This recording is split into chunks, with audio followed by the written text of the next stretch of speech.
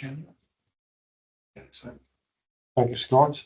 Good morning, everyone, and welcome to the Local Pensions Board meeting on the 21st of October. Apologies for a little bit of a late start. Just we were coming out of a different meeting earlier on and just needed a little welfare break for some of the people around the table. So good morning, everyone. And Mia, just before we start, have you got any apologies that we didn't know, please? Yep, we got Kate Harvard from Audit Wales, Kimberly Gill, and Treasurer Sarah Halbert. Thank you, Mia. There's no declarations of interest from myself. Just double checking, are there any declarations of interest from anyone else around the board? No? Okay, thank you. Chairperson's announcements. I've not got any, so I don't believe anyone else has any announcements either. So do the receive the minutes of the last one. Hopefully everyone's got a copy of the records. Gareth, you got a copy online, you okay? Thanks. Okay, so if we can have a look through the minutes, please. I'll just go through them page by page, make sure everyone's happy. So page 3, page 4, page 5, page 6. We've got then the action sheet. So the top one is completed, which was the members' handbook. We resolved that one last meeting. Service level agreement. So this was around feedback from the senior procurement officer, which was Lee. Next step is for a meeting to be arranged between South Wales and RCT Pensions Administrators to discuss the draft SLA. Yeah, so we've scheduled the SLA for a future meeting to give us some breathing space because we were conscious that there were deadlines to be met in terms of processing the cloud and other things. So SLA to come back at a future meeting.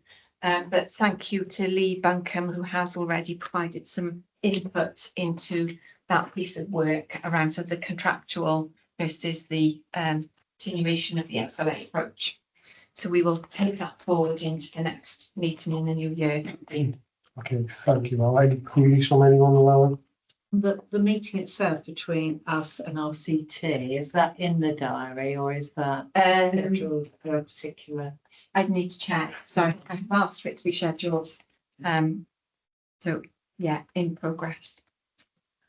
Okay, next one down, member self-service portal. Again, this one's about notification of the report at the same time as the comms on the annual benefit statements. Yeah, no, thanks to RCT colleagues actually on this one, because when they sent out the notification of the annual benefit statements, they put a communication in there to push members into the new portal. So probably helpful just to do a quick check to ask if members have been able to access the new portal. And if there have been any issues accessing it, to let us know. I've got some update on that at the moment. Okay, when cool. I go through the report, because I think there's perhaps some further actions we can do between us on some of our comms. Okay, yeah, thanks, Ian. Next one down then, cloud proposed date for entries of 30th of September on. Yeah, so on this one, there's a report in the pack in terms of an update on the national exercises.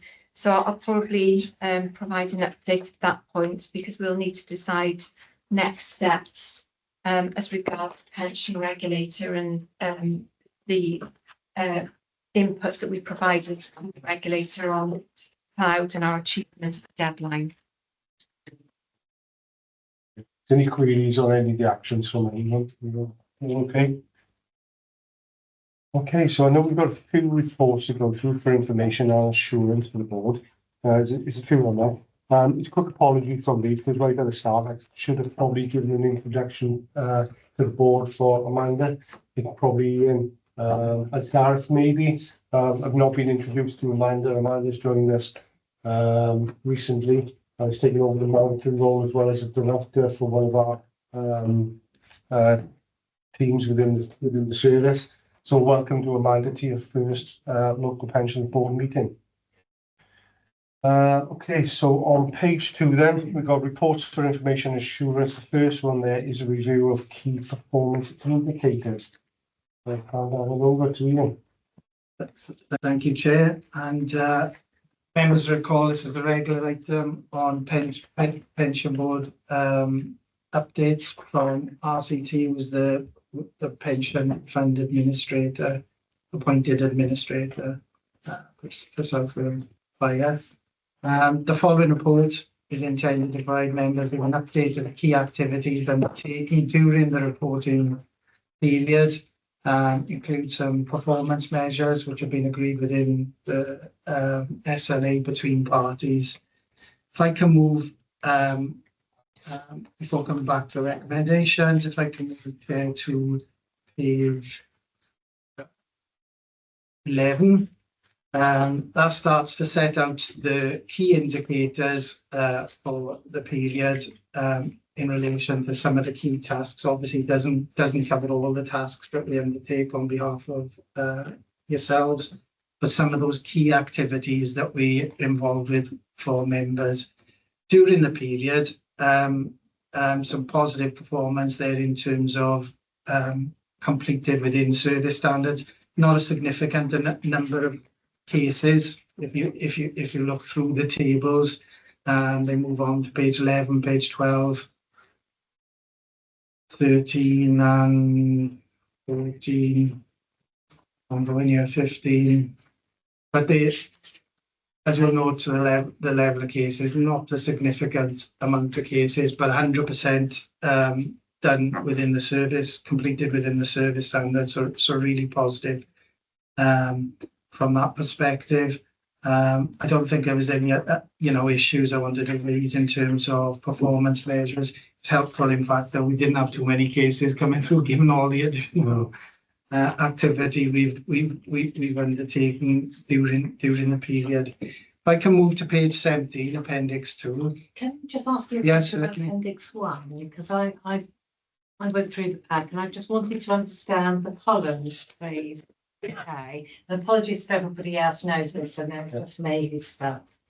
So I noticed there's the figures 100 appear in some of the columns. So if you look at the second line down, divorce estimates, it says one case completed on time at the far right hand side of the second line down, but the 100% appears under April and August, which to me, in my small brain, suggests 2 cases were completed, i.e. you were 100% on time for the one dealt with in April and 100% for the one in August. But it then says on the right, only 1 case was completed. Yeah. So I don't understand the function of the hundreds, is what I'm saying, because the 4th line down, you've got dashes all the way across, no cases completed, which makes perfect sense. But then the final line on page 11 says 100%, 100%, 100%, 100%, 100% for April, May, June, July and August. But then far right, it just says 1 case completed. Yeah. So I don't understand how this table works, I suppose, to my question. Yeah, I can see that causing confusion there in terms of the 100%. So we track this obviously monthly as a service. And then you get in this snapshot then of the table at this point in time. So when we introduced the comments field in there, it was more in relation to the period of reporting to give an indication, rather than working its way back to April through the end of reporting period. But I can see how that is confusing. Is the focus there really on the comments was, I guess, more so if we didn't meet a particular target, we wanted an opportunity to say, but I don't know, the target was 10 days, but it took us 15 days or whatever. So there's an opportunity there within the comments field. And I guess because we put a comments field, when we complete on time, the team have dropped that in as completed on time, but it's not 100%, I guess, when we look across. If it was completed in May, yes, it's reflected as a year-to-date total because we had a case back then, but it's not within this reporting timeline, and that's why we haven't included a comment in there. So is it worth, I mean, I don't want to make this more complicated than it need be, but for someone who's accessing this paper who doesn't understand that, would it be worth writing on top of that the word comment, some explanation as to what the comment covers? Because at the moment, I think it relates to the rest of the table, but clearly it's a snapshot, isn't it? So is it, which month does it cover, for example, for this report, the comments? I thought it was the one in the actual period itself. So I would say July to June to August. So it could be 2 months, it could be 3 months. Do you see what I mean? It just creates a bit of confusion. That's fine. We can take a look at it.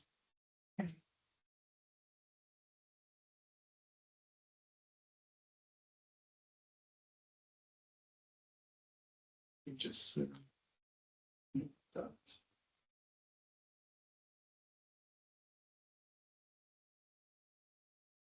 It probably is back to June, because if you turn on to page 12, you've got 100% under the May column. Yeah, I think it's the reporting period. And it's saying isn't it? no cases completed, so probably only goes back to June. I think that's what it doesn't that set. I think that's what we set out in the narrative. Oh no, we don't say performance data. We're sharing performance data from April 25 to August 25. But yeah, take the point. It is confusing. So we can add some clarity in there for the performance field on reporting period.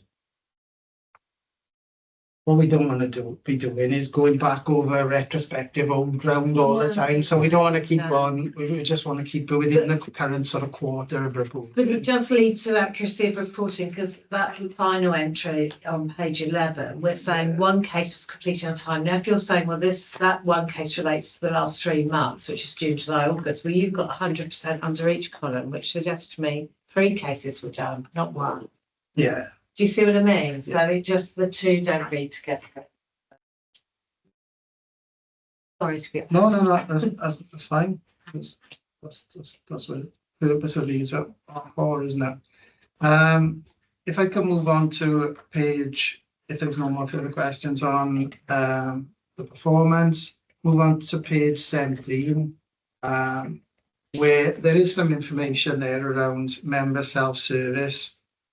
The 2 tables at the top of page 17 in relation to member self-service and some of that transition that have come across into the new engaged member self-service. So that's something that we referenced in terms of the comms that have gone out.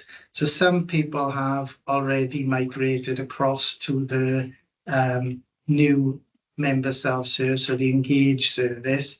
But there's clearly some further work to get some of the members of the cross. So I suppose, despite the notifications that we're going and the ability to link into the new service, not everybody has come across.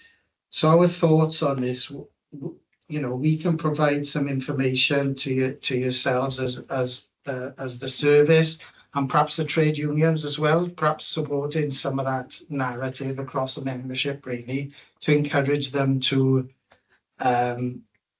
re-register on the newer version. The reason you have to re-register is got the added multi-factor security on it, so it will ping you a code to text to put in. So it's the added security. So it is a re-register rather than a switch over that we were able to do. So we would encourage members, and we're prepared, to work with you on some of those comms, really, because we've done some similar comms with the LGPS side of the fund, which is, it's all similar to this in terms of that transition exercise.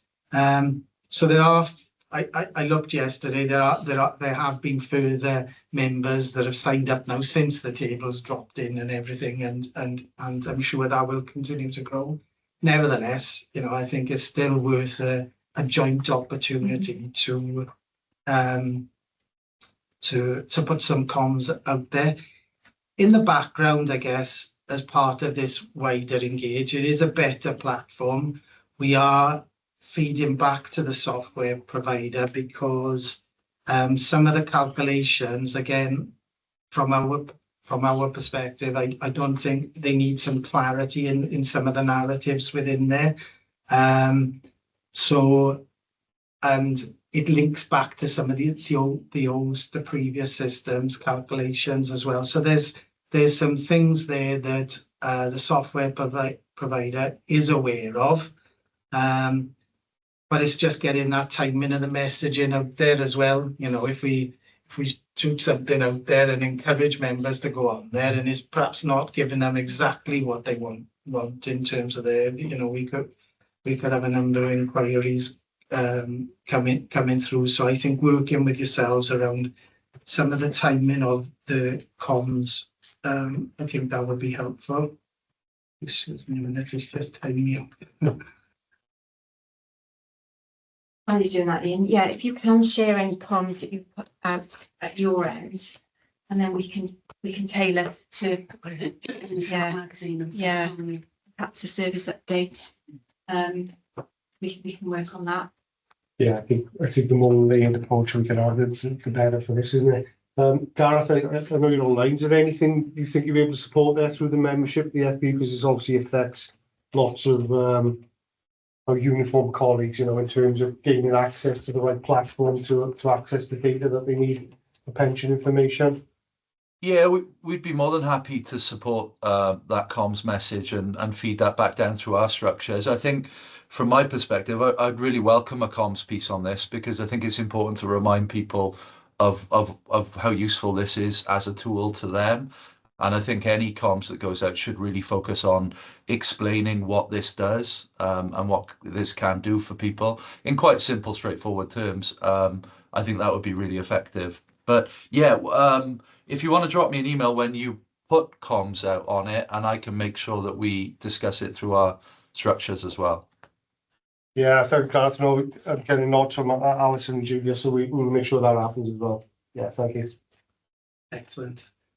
In terms of scheme member complaints, I know that the IDRP sort of process is one of the items on the agenda in terms of a learning item.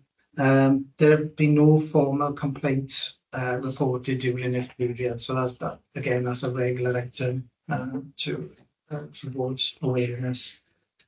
Moving on to some of the key activity really, and it is a busy time of year in terms of it's been a busy time of year now for quite some time. There's clearly some statutory activity required by the 31st of August. I'm pleased to report, you know, in terms of the annual benefit exercise and some of that RSS activity for our active and deferred members were issued by the statutory deadline of the 31st of August. There are some smaller cohorts, I suppose, that where there's outstanding data and legislative guidance that, again, we continue to work closely with Alison and colleagues. And as and when, I suppose, that appropriate guidance comes through, we'd be able to apply and complete, I guess, those cohorts within the activity. But we are meeting regularly with colleagues with South Wales Fire and working through, I guess, that timeline.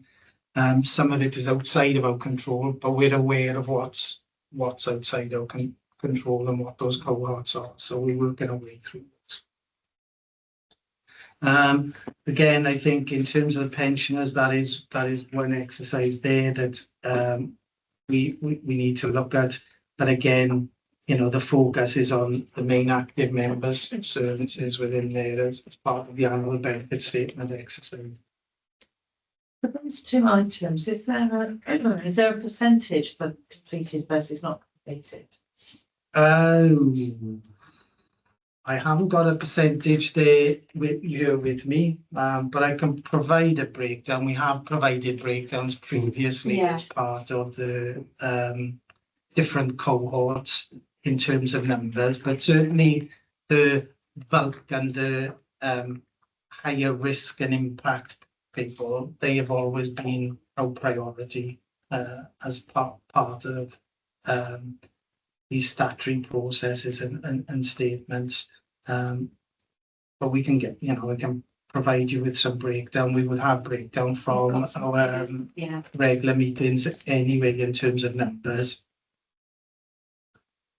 So yeah, be happy to send that along. Moving on to page 19, again, some work around some of these activities. So the Matthews cases are interlinked with some of these as well. And again, we're working through the numbers on those exercises around who's impacted, how we're able to adjust, which ones need to be recalculated. And again, 75 of these 75 paid by statutory deadline of the 31st of July, the remaining 4 were processed after the deadline. And again, there was some issues around data there. Clearly, all this is linked to the data we require, and some of it is clearly complex, as we've discussed in previous boards around some of these cases. So it's important that it's not just an admin thing. It's obviously we're working together on these to ensure that we're able to complete. Again, there's some updates in terms of narrative there.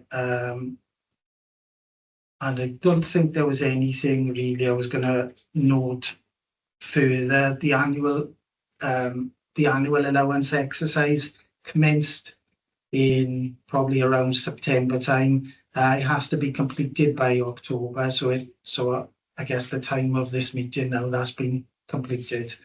So there were a few members impacted through that exercise, but that's completed. One thing that's not on there, and again, has been quite a big exercise, and again reported through to board previously, was the dashboard exercise. And I know, Alison, you've got that later on the report, because there was a deadline of the 31st of October to meet for that, for us to connect to the live environment. And I guess it's just to update board, we have connected to that live environment. So during September, we actually connected to the live environment, following all the due diligence testing and everything. So yeah, it's busy time, but some successful milestones there that we've been able to achieve during the period. So I'll pause there, Chair, because I don't think there was anything else I needed to flag. I'm happy to take any further questions from members. No, thanks, Ian. Thanks for the information. So just opening up around the table and those online, just to see if there are any queries. Yeah, I think I was going to cover it in, perhaps I'll do it twice, but just to, we don't underestimate the amount of work gone into McLeod in particular, from Julia, Kim and the team, and our RCT colleagues. And we were ahead of the curve, and this is probably more for Amal's benefit. A couple of years ago, when we implemented immediate detriment, which is we were pushing ahead, allowing members to retire with a package, and other services across the sector were holding back. But what we are now seeing is HMRC are coming in saying, who's done immediate detriment, because we need to work with you because of the tax implications. So it's never straightforward. You think you're doing the best for the members, and then you've got the likes of HMRC sort of on your shoulder saying, we need to talk to you about this. So it's really complex. The divorce cases in particular, I noted, Ian, in your update, you know, we knew that the legislation and the guidance on divorce cases and processing those was being held back.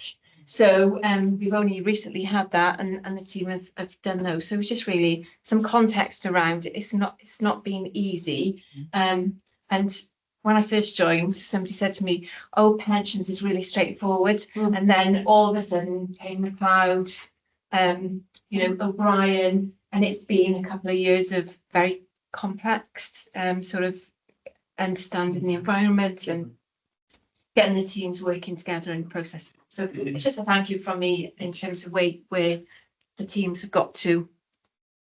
Yeah, I think it is credit to the close working arrangement that we have sort of both sides on it, and you know, feed that back. We're only in the position we're in now is because we work closely together, regular meetings, highlighting the risk areas.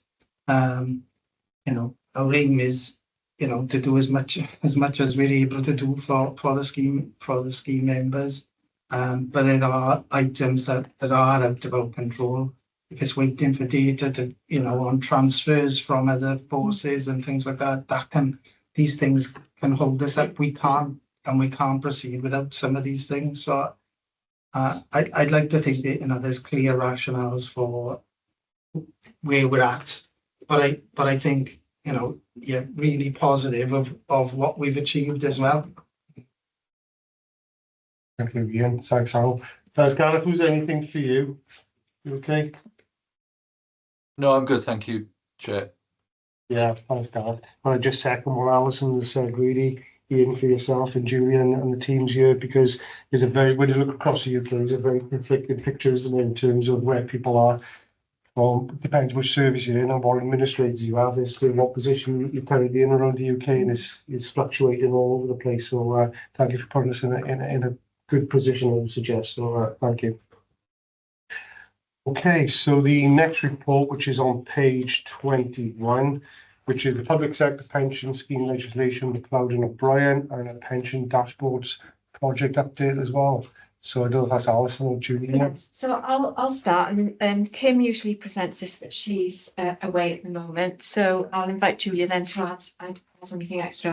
I think we've probably covered the crux of it, but just to say, we wrote to the pensions regulator because most fire services across the UK knew that they weren't going to hit the deadline that was set in statute. So we knew that we weren't going to meet that deadline. We wrote to the pensions regulator and we said that we would aim to completely process everything by the end of September. Now that was contingent on having the regs of things like divorce cases.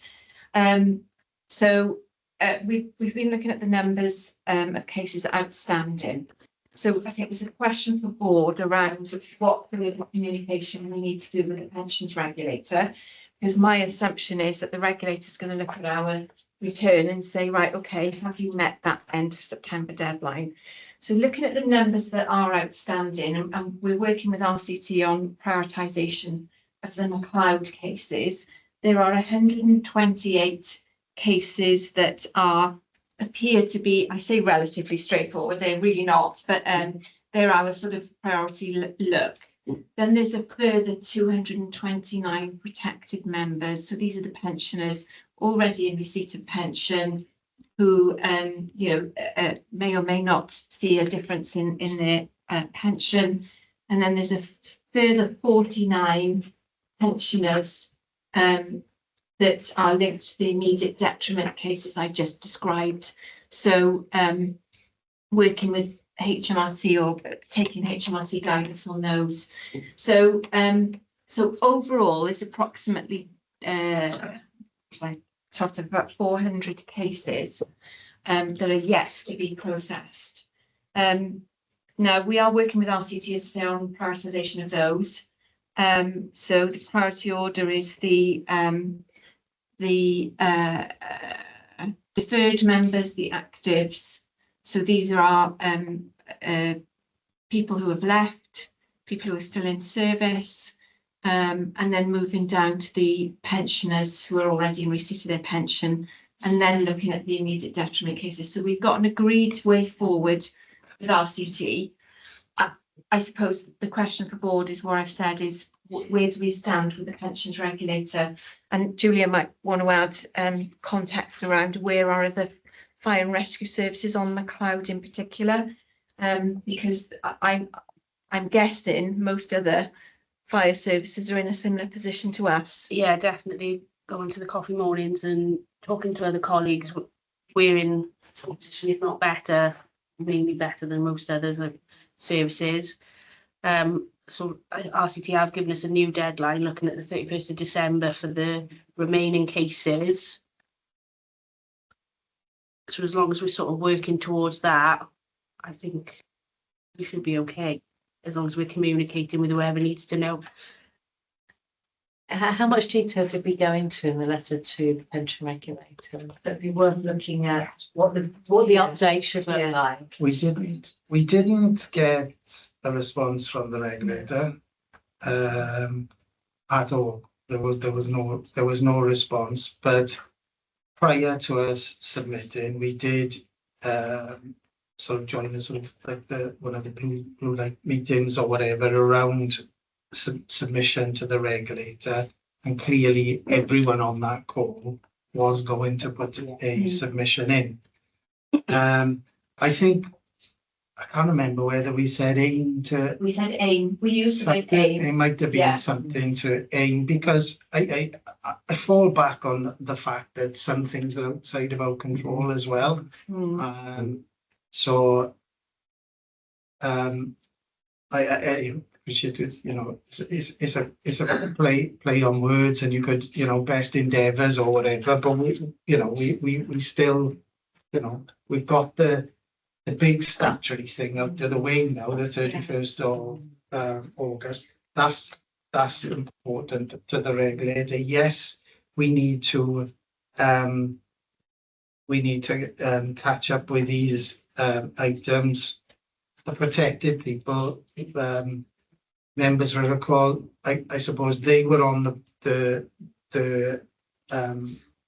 towards the lower risk end, because it's highly unlikely that this is going to impact them at all, but we still have to provide the statement to them. So that cohort, I guess, of whatever it was, 270 or whatever the number is, in terms of the cohort of the protected people, I suppose perhaps that provides you with greater assurance, really, that there's not necessarily people waiting out there for this to land, because it's not likely gonna. So the cohorts, and I guess the priorities of which ones we do, I think we're clear between us in terms of how we target that through. Nevertheless, we have to work it through, but we have to be realistic that from my perspective, you know, I've got a limited resource. There are manual calculations in here. I've got nobody to produce this any quicker than we're producing it. I suppose, yeah, picking up on Alison's point of the question is do we need to provide an update to the regulator? Would the regulator be expecting an update?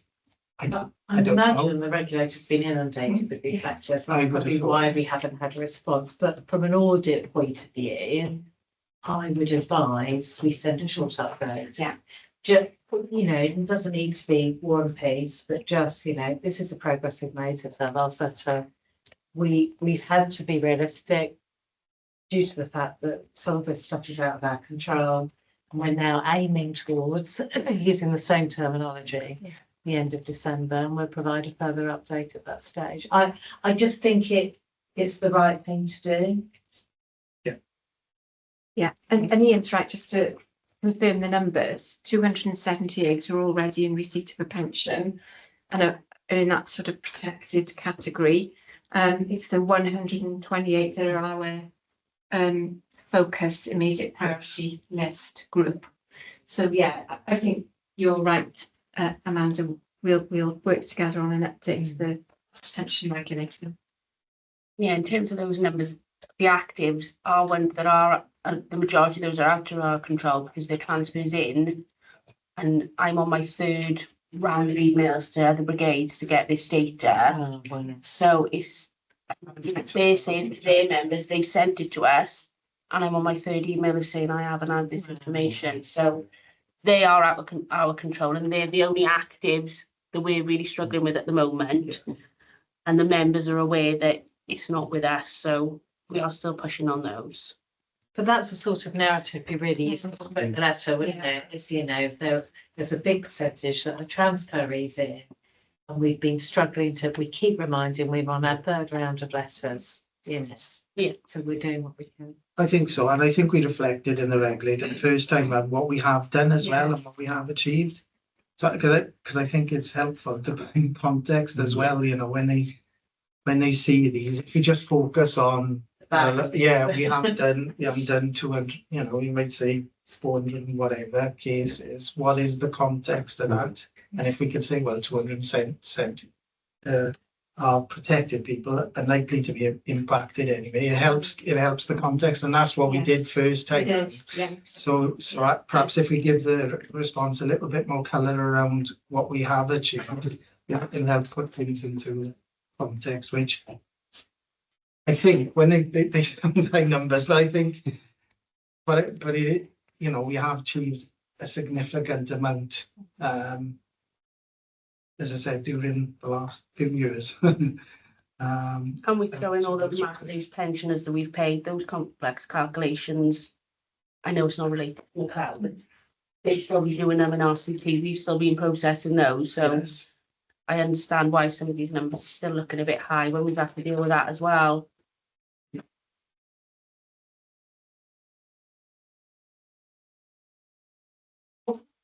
On, as you mentioned, Matthews, O'Brien. So the paper covers off O'Brien as well. O'Brien is the Welsh term for Matthews. And just to draw your attention to para 1.17. So the service wrote out to 478 on call, or previously on call employees, to let them know that they are eligible to apply.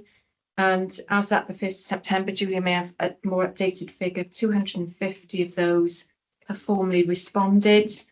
And these are now being processed. And I think, Ju, there was quite a large payment made in August. So we had the large payments 31st of July, and then we had the extra ones then paid in August, and RCT is still working through as people submit their paperwork. If you're a completely new pensioner, there's obviously more forms you need to, it's just been taking a while for those to get through. But as far as we are now, nearly all those Matthews pensioners have been paid if their forms are in, so the onus is on them for that then.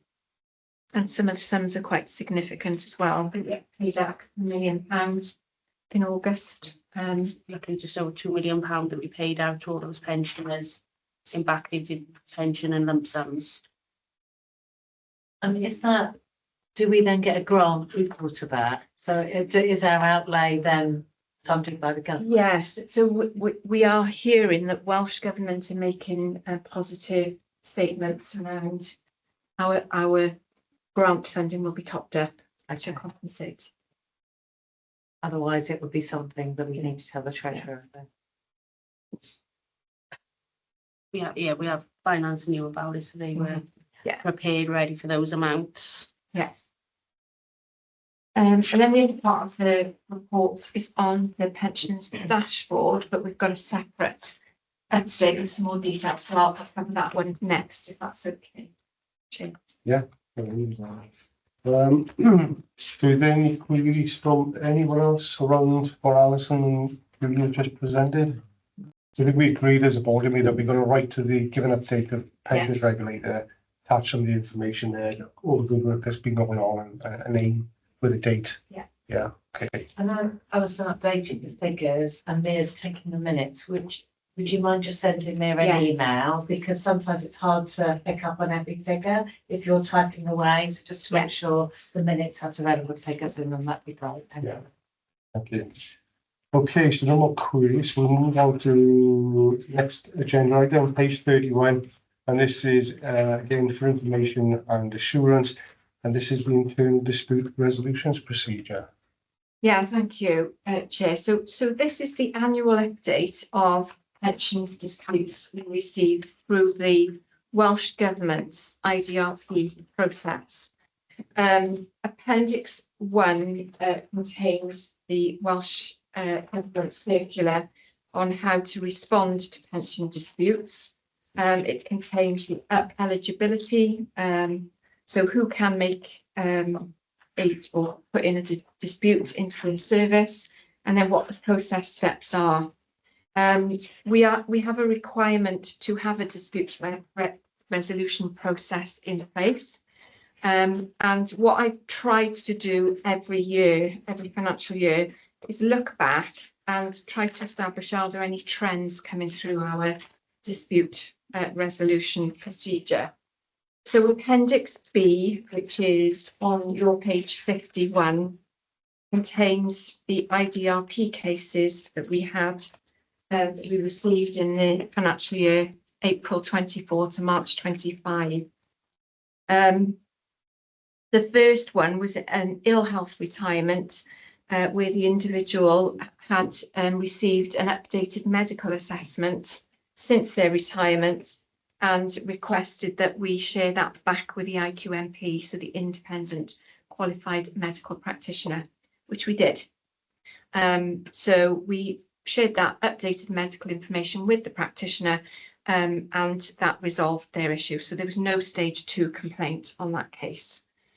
The other 3 cases are referring to O'Brien. So where, as part of the opening up of the part-time worker regs, if members felt that they had originally applied to have their pension reinstated for their expanded eligibility timeframe, and that we hadn't responded to them originally, perhaps they were given the opportunity to come back to us with a reason as to why perhaps either they'd missed the call in or they hadn't responded to us.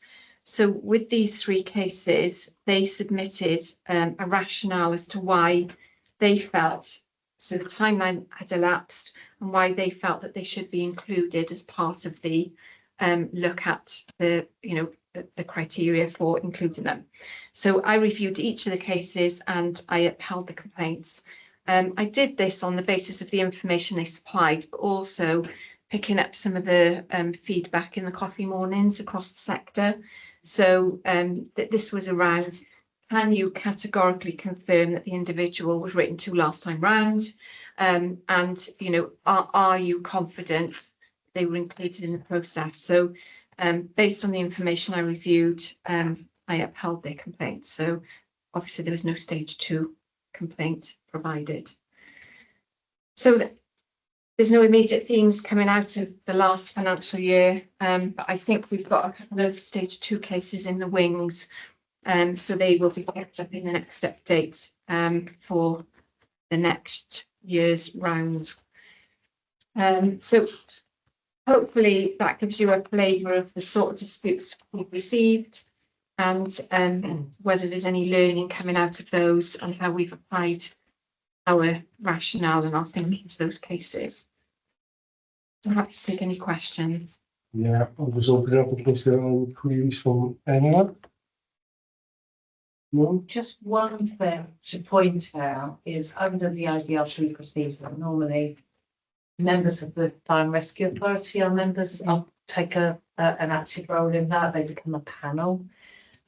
Obviously, we're moving towards a new governance structure next year, so we will revert to that format. Obviously, we've had interim arrangements in the meantime. So it's just to reassure everyone that I'm aware that stage 2 is being dealt with differently at the moment, contrary to how you would normally run it, but that's simply because we don't have a fire authority with 20 odd members. We have full commissioners who haven't had time to do this in addition to their other work. So it is a change that will be happening next time. Yeah. Gareth, I think you had your hand up and it went back down. Yeah, it was only just briefly to say thank you for the work that has gone into some of resolving some of the IDRPs. I'm aware of the details of at least one of the cases, and it was complex, but it was good to work with the service to resolve it and, you know, have the member in the position they felt they should be. So just a thank you from my perspective. No, thank you, Gareth. Yeah, so, no, I'm sure that'll be appreciated as well. So thank you. Okay, so if there's no other queries, we'll move on to the next agenda item, page 53, and Alison's pensions dashboard update. Yeah, so I think that from the board's perspective, there's assurance that we have onboarded to the pensions dashboard programme, but this report was written prior to confirmation that we had onboarded. So just to quickly take you through it, as we know, DWP set a deadline of the 31st of October for all schemes, all pension schemes. Filed is given 31st of October 25 to onboard. We have now onboarded. What I tried to do, just for members' assurance and awareness, Appendix 1 to the report, the pensions regulator set out almost a checklist for us to use as we prepared for our onboarding. There is one, everything is ticked in the checklist. There's one item which is around data protection, which I just need to check with our RCT colleagues and our internal data protection team that we've got that one squared off. I think we have, but I didn't want to take it without doing the due diligence on it. So there's one item still to check on that prior to the 6th of October. And then the pensions dashboard working group as Appendix 2. This was a document shared which actually gives some useful intelligence around the matching exercise that was undertaken, and we met RCT colleagues to discuss the matching exercise, and we have used the same process that they applied for the LGPS pension scheme because it made sense to us. And there are further details towards the back of the document at Appendix 2. So there's like a flow diagram titled Appendix 3 on page 79, which shows 79 and 80 what the matching criteria is. Apologies, it's quite small, but it does give you a flavour of how things are triaged through the system. So what are the exact matches that are being used? It's things like the national insurance number, the surname, first name, and then if there's no match, it follows a process where it then uses other aspects to check the individual is who they think they are, or who we think they are. So that was just for assurance really, and kind of awareness of how the national working group has applied the onboarding process criteria for matching people to the dashboard. Because we discussed at length with colleagues, so what happens if there is no match? Where do we go? And what happens if we need to write out to people because there's a concern over, you know, people's information and how it's being matched in the system. So we've been discussing how we navigate all of that should that occur. I think it wouldn't occur, but you know, just make sure we've got those processes in place. Okay, thank you. Now, is there any queries or questions from anyone? No, just a long-term ambition for the dashboard.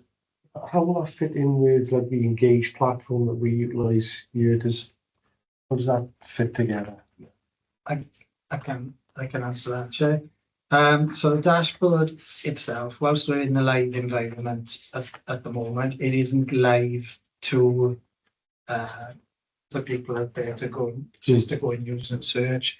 They haven't provided us with a date yet when nationally they're going to switch this dashboard program on. But we're on the live environment. We've tested it. Information comes in. So we've looked at all those factors. In terms of what is retrieved back to the individual, if there is a data match, it's only the information on their last benefit statement they received. So your Engage is more up to date for you as a scheme member. your platform is still Engage. You go to that because that is your record on your system. There will be calculators there are calculators, but that you're able to use within that platform. There are not, in terms of this dashboard, it's not going to be overly detailed what you get back, really, but at least it starts that conversation. If a link comes back and says, "Oh, I did have a pension there," then yeah, the individual is still then going to have to contact that service, that pension fund, to say, "Look, I've got a match. What does this mean?" So it's a bit of a tool, an indicator, really, but you're not going to be able to do anything fancy with it, or it's just going to retrieve. And that, as Alice mentioned, that's only if there's a clear match. If there's not a clear match, then the data just doesn't, we won't be providing any information. So I guess that's that point of clarity around data and how we need to be secure in our data. So we can help you, I suppose, provide those reassurances that you're able to tick that point there, Alison. But yeah, so limited, clearly an improvement. If you've moved around in your employment and you might have done something prior, start in the fire service, and if and when those pension funds are uploaded, that you'll have access to those. But this is a long-term thing. Only the public sector pension funds have gone live. I'm saying gone live. Have got onto the live environment by the end of October. All other pension funds, you're probably talking a few years down the line before everybody's on. No, thanks, Ian. Yeah, thanks for the explanation as well. No, that's help. Thank you. Okay, so next report down. This is just for assurance. This is just the publications updates and information. Yeah, just obviously pensions dashboard and cloud, the usual stuff are in these bulletins, and also there's useful information generally in these around training opportunities. So we've got a few colleagues going through the IDRP training package that is offered through LGA. So we will have a trained cadre of IDRP members. So moving forward, that will be helpful for us, because I think we've only got 2 at the moment. And as Amanda said, we haven't had a stage 2 complaint up until now. So we are in sort of different territory in terms of how we respond to those. But yeah, links are there for you to go and have a scout around and read what's going on. But it's the usual stuff in there around McLeod, O'Brien, and pensions dashboard onboarding. That's as much as I wanted to say. No, thanks. I don't know if there's any query from anyone around any of the links. No. Okay, so next one down. I think this is for you again. We'll update on the new chairperson for the local pensions board. So as board are aware, Dean retires from service, as does Brian, in January 2026. So I have discussed this with Dean, and I just wanted to float that we have got somebody in mind to pick up his role. I haven't approached them yet. I don't know if, Dean, you've had a chance to speak to them. Okay, so I'm hoping they've accepted the role. They have. Okay, so we can then declare that Matt Jones, who is the new ACFO picking up the portfolio that Dean currently does, will pick up the chair of the fire local pension board. Can I just voice as an option for the future? Just bear in mind Matt Jones will be a very busy person. Sometimes some services consider appointing an independent pension chair on a day rate, because you don't have that many meetings a year. And it's just, as someone from the pensions industry, who, because, with respect to Matt and Dean and me and everybody around this room, unless pensions is your life and that's what you do, it's quite hard to scrutinise. So actually having an independent chair who normally just sits in a sort of advisory capacity, it's not a decision-making body anyway, is quite a useful thing. There's not many of them out there, but if you can get one, they add a lot of value. So I think, yeah, I'm delighted you've got a plan with Matt. I think that's great. But see how he copes and how, you know, it might be he'd be relieved to hand it over to an independent chair in due course. And I know throughout the sector, there's even conversations that even pension boards might be scrutinised centrally, which would be great longer term. But No, yeah, thanks. just tonight, No, I it's did it at Avon, so. a good observation, I think, Amanda. So I guess it's for the board, you know, see how Matt settles in. But yeah, he's going to be here for a few years, so you get some continuity hopefully Yes. as well. Okay.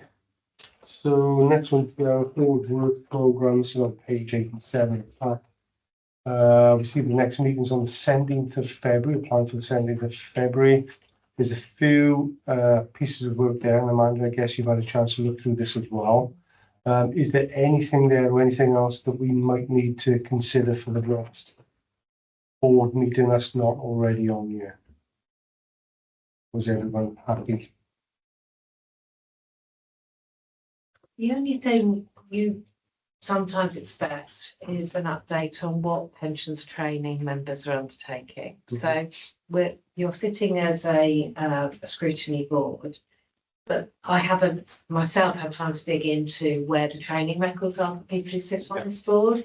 So you should have, as you know, equal numbers of employee and employer reps. And my big drive at my last service was to make sure that everybody went on workshops which were run by the LGA, and also did the modules on the pension regulator website. Now maybe you've all done that, and They have. I'll stop worrying about it. Yeah. But Yeah. sometimes you do have on your agenda at least once a year a review of where we're training and everything. Well, good. Okay, so we can add that as an update, and it usually gets fed into Scheme Advisory Board Wales, so they ask Yeah. what training and events done. So yeah, we can replicate that. No, thank you. Can I just pick one up for clarity on the SLA review? Mhm. Lead directors listed, yeah. Are you expecting me to pass on? Well spotted, we'll change that. Looking forward to You it. shoot that one quite well. Well, I'll get that one, started panicking now. Yeah, I think it's because you were key in the meeting. that's what it Yeah, was. meeting to discuss. I think that's my fault, because I think I thought you were the contact officer for the meetings Right, okay. rather than the lead officer, because it's lead director or contact officer. But yeah, we're put Alison instead. We'll change it for you, yeah. Okay, so next one down, considering the items of business chairperson deems urgent, there is nothing there for you to say. Any items report back to the Board of Commissioners Committee. Let's probably guess that's a conversation for us to have with Amanda as well. Is there anything there do you need feedback? So we have got an agenda item on McLeod and O'Brien going to a future Board of Commissioners meeting, and I want to say it's in the December meeting, but I need to check. But we are flowing through to Board of Commissioners for that item in particular. And I think sort of less is more for that, because it's quite a complicated background. You can end up repeating the same background constantly. So I would just focus on, as a result of the new regs, these are the number of cases we had to process, how many we've done, where we are, because they're just interested in whether we've met deadlines, how behind we are, how we compare to other highest capacity services. So I would keep it much shorter.